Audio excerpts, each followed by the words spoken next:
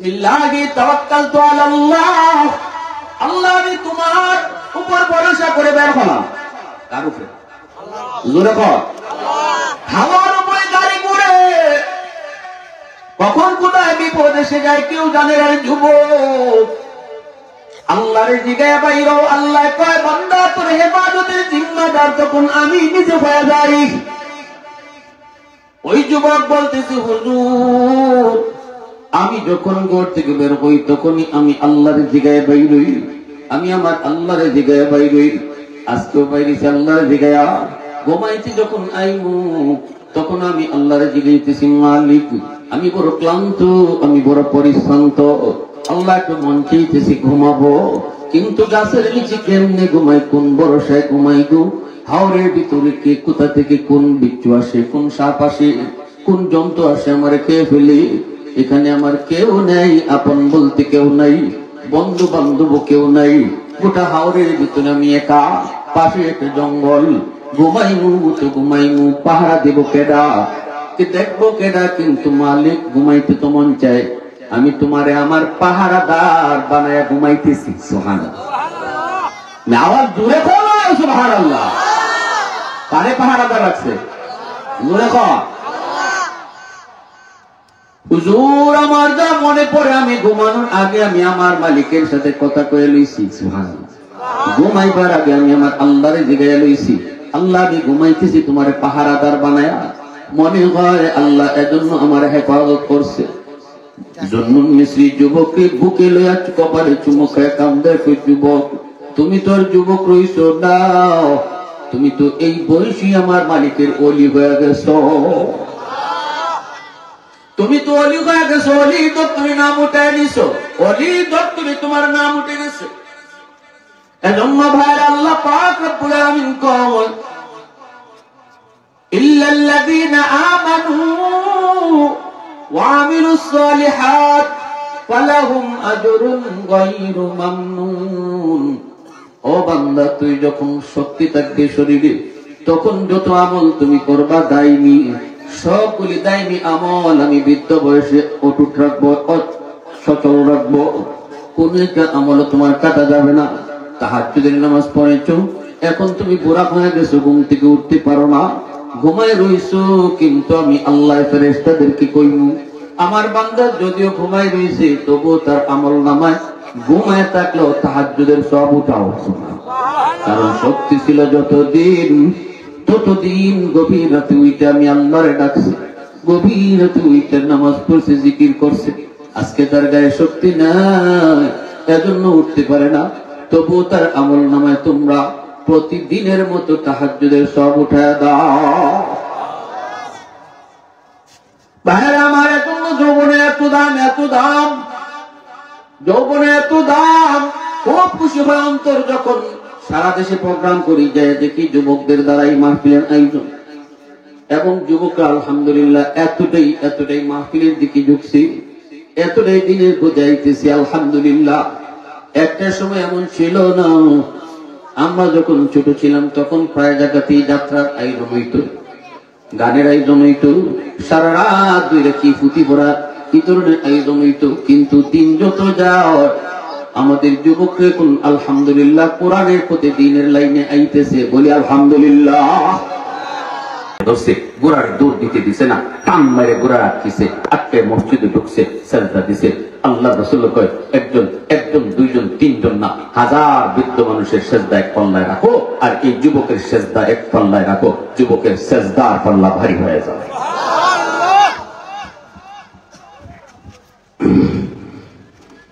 ইল্লাল্লাযীনা আমানু ওয়া আমিলুস সালিহাত ফালাহুম আজরুন গায়রু মামনুন।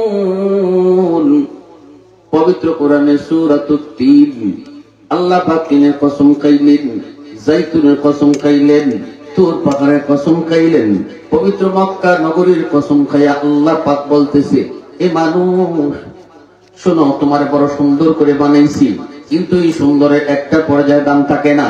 বৃদ্ধ বয়সে তোমার কেউ মূল্যায়ন করতে চায় না, বৃদ্ধ বয়সে তুমি ঘরেও দাম পাও না, না না সমাজেও তুমি দাম পাও না, তোমার কথা কেউ শুনতে চায় না, কারণ তোমার হাতে শক্তি নেই, কোমরে তার শক্তি নেই, ইনকাম করার পাওয়ার নাই, সন্তানের কাছেও তুমি কিছু চাইলে চাওন লাগে, পকেটে তোমার টাকা নাই, এই অবস্থায় তোমার দাম কম। কিন্তু আল্লাহ বলেন যতদিন গায়ে শক্তি ছিল ততদিন যদি আমার কদমে সেজদা দিয়া থাকো, যতদিন গায়ে শক্তি ছিল আমারে যদি ভয় করে চলো, যেই বয়সে তোমারে কেউ দাম দেয় না, বুড়া বয়স, এই বয়সেও আমি আল্লাহ তোমারে দামি বানাই।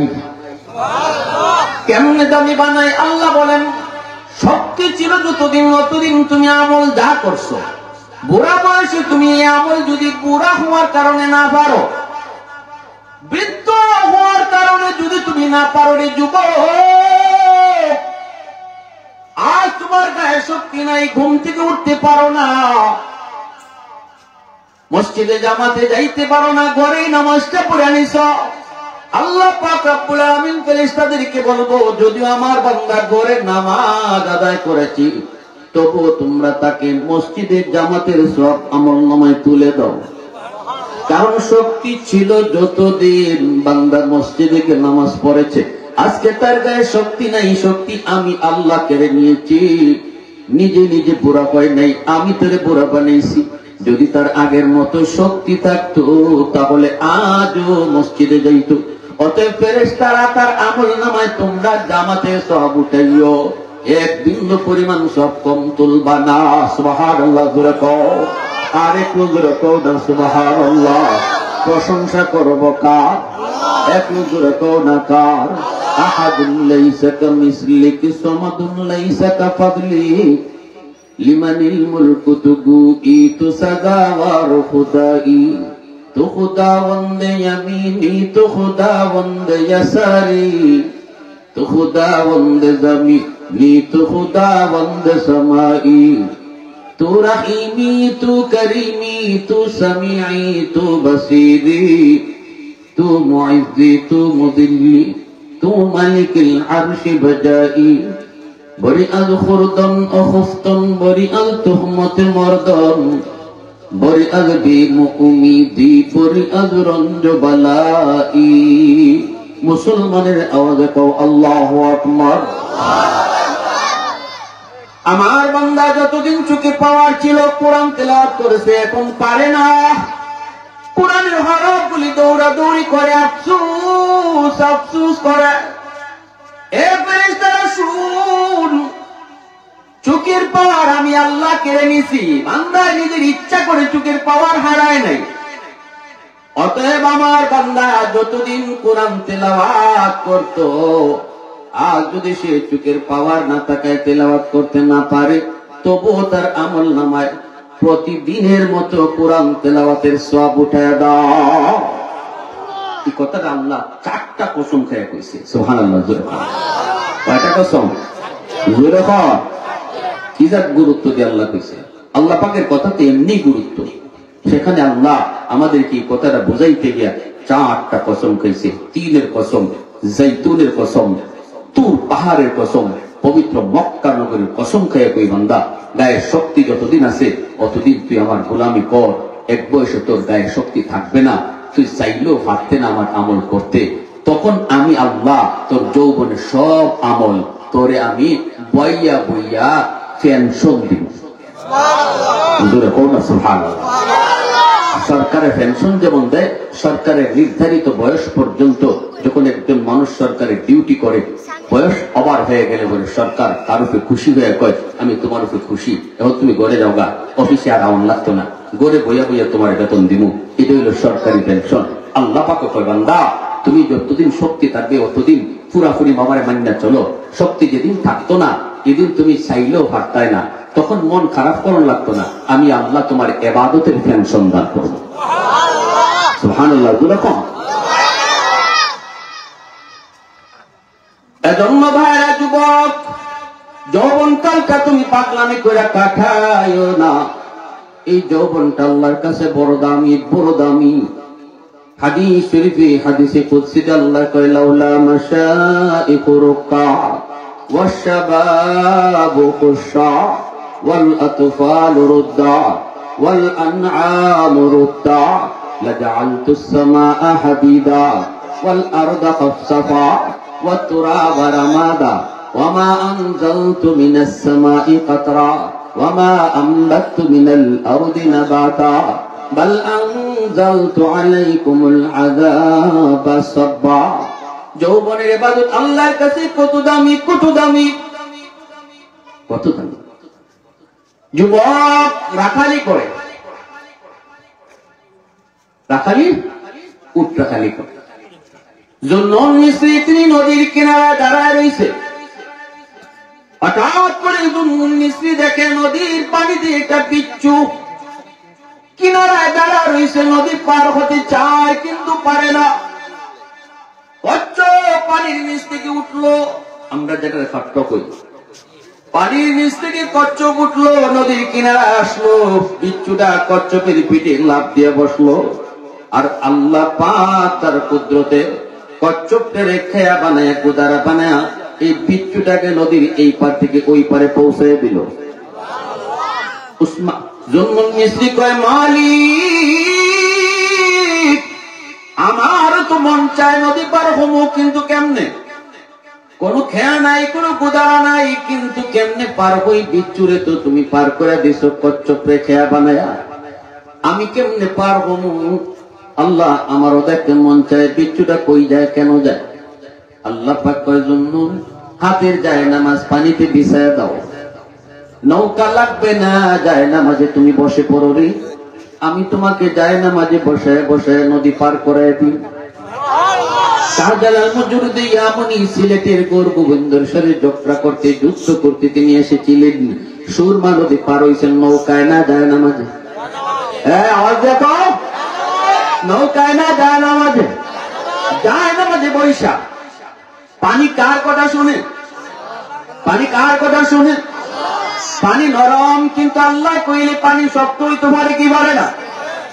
মূসা নদী পার হয়ে গেলেন নীল দরিয়া, পানি শক্ত হয়ে রাস্তা বানায় দিল, কিন্তু ফেরাউন যখন এই নদীর মাঝখানে গেল তখনই পানি আবার পানি হয়ে গেল, ঠিক নেই?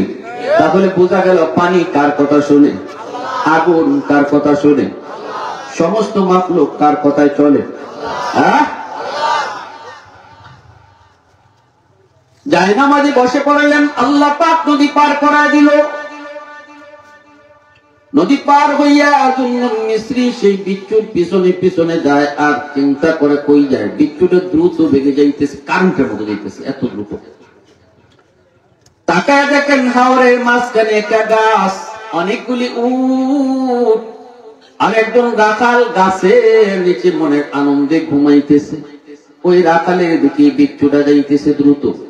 জুন্নুন মিসরি তিনি বিচ্ছুর পিছনে পিছনে যাইতেছেন, কাছাকাছি যায় দেখেন রাখালের মাথার পাশে বিশাল বড় একটা বিষাক্ত সাপ ফনা ধরে আছে, যে কোনো মুহূর্তে যুবকটারে দংশন করবে। ওই মুহূর্তে বিচ্ছুটা যায় আর দেরি করলো না, লাফ দিয়া সাপের মাথায় বসলো, বৈশা বিষাক্ত সাপটারে কামড় দেওয়া মাত্রই এই সাপটার সাথে সাথে জাগাত মরে গেল। আল্লাহু আকবার। জুন্নুন মিসরি যুবককে ডাক দিয়া কই, যুবক ঘুম থেকে উঠো, কি এমন নেক আমল করেছো যেই নেক আমলের কারণে, কি এমন আমলের কারণে আল্লাহর এত প্রিয় হইছো, যার কারণে মালিক তোমার এই বিষাক্ত সাপের কামড় থেকে বাঁচাইছে কুদরতি ভাবে? কেমনে? নদী ওই পার থেকে আল্লাহ বিচ্ছুরে আদেশ দিছে, এ বিচ্ছু দ্রুত যা, আমার বান্দারে সাপে সুগল দেওয়ার আগে তুই যায় সাপে কামড় দিয়ে সাপটারে মেরে ফেলবি।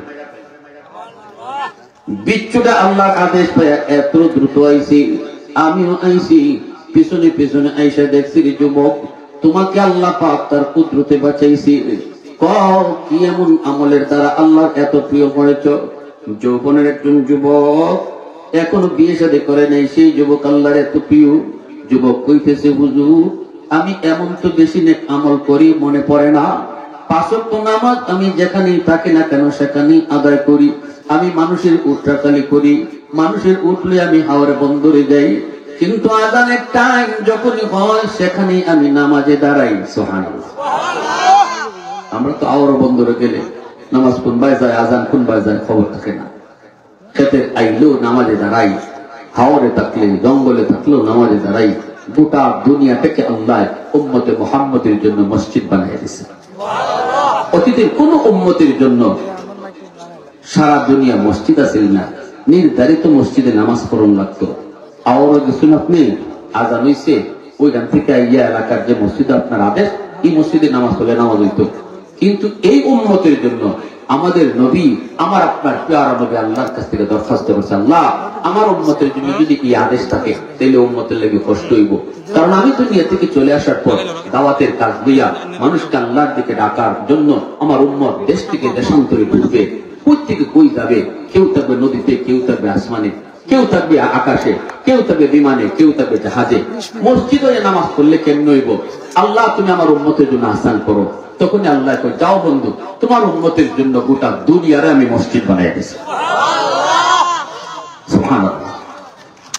উলফত মে তেরি ওয়াইসে নে দান দান কুতুরা, বু বকর উমর নকশে কদম তেরা ন ছোরা। उल्फत में तेरी वाइसी ने दान दान को तोरा, बू बकर उमर नक्शे कदम तेरा न छोरा। उशाक नबी वाके असरार मदीना, सुल्तान का सुल्तान है सुल्तान मदीना, सरकार का सरकार है सरकार मदीना, गुलजार का गुलजार है गुलजार मदीना। मुसलमान आवाज को अल्लाहु अकबर। যুবক বলতেছে, হুজুর আরেকটা বিশেষ নেক আমল, বিশেষ আমল আমার যা মনে পড়ে, আমি যখনই ঘর থেকে বের হই তখনই আমি আমার আল্লাহর নাম লইয়া বাইর হই। আমি মালিকের নাম ছাড়া ঘর থেকে বাইর হই না, আমি আল্লাহর জিগায় বাইর হই। সুবহানাল্লাহ। আমরা ঘর থেকে বাইরিবার সময় যেমন সন্তানদের বাবা কয় বাজার বাইরিতে আমার জিগায় বাইর হইছে, মা কয় বাজার জিগায় বাইরিও। সন্তান যখন ঘর থেকে বের হয়, ছোট থাকতে যখন বাপারে জিগায়, কখনো মা কয় বাবা যাইস না, হারাই যাই, বাবা যাও না, বাজারে গেলে হারাই যাইবা। এই বয়স পার হয়ে যখন সন্তান বড় হয়, তখনও যখন বাবারে জিগায়, তখন কিন্তু বাবার দিলটা খুশি হয়ে যায়, আমার সন্তান আর হারায় যাওয়ার কোন বয়স নাই গো। এরপর আমি বাবারে জিগায়, মারে জিগায় বাইর হয়, মার দিল খুশি হয়ে যায়, বাবার দিল খুশি হয়ে যায়। সন্তান আমার বড় হয়েছে, আর হারায় যাওয়ার কোনো ভয় নাই। এরপর আব্বা বাজারে যাই, আম্মা বাজারে যাই, বাপ মার দিল খুশি। ঠিক তেমনি আল্লাহ কয়, বান্দা তুমি যখন ঘর থেকে বের হও, যখনই আমি আল্লাহর জিগায় বাইর হও, তখন আমার কুদরতি দিলটাও খুশি হয়ে যায়, আমি আল্লাহর কুদরতি কলিজাটাও খুশি হয়ে যায়। আমার বান্দা আমার জিগায় বাইরিছে, অতএব আমার বান্দা হেফাজতের দায়িত্ব আমি আল্লাহর হাতে। সুবহানাল্লাহ। বিসমিল্লাহি তাওয়াক্কালতু আলাল্লাহ, লা হাওলা ওয়ালা কুওয়াতা ইল্লা বিল্লাহ।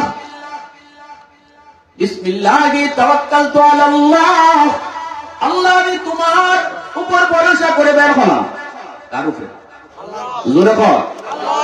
হাওয়ার উপরে গাড়ি ঘুরে, কখন কোথায় বিপদ এসে যায় কেউ জানে না। যুবক আল্লাহর জিগায় বাইর, আল্লাহ কয় বান্দা তোর হেফাজতের জিম্মাদার তখন আমি নিজে হয়ে যাই।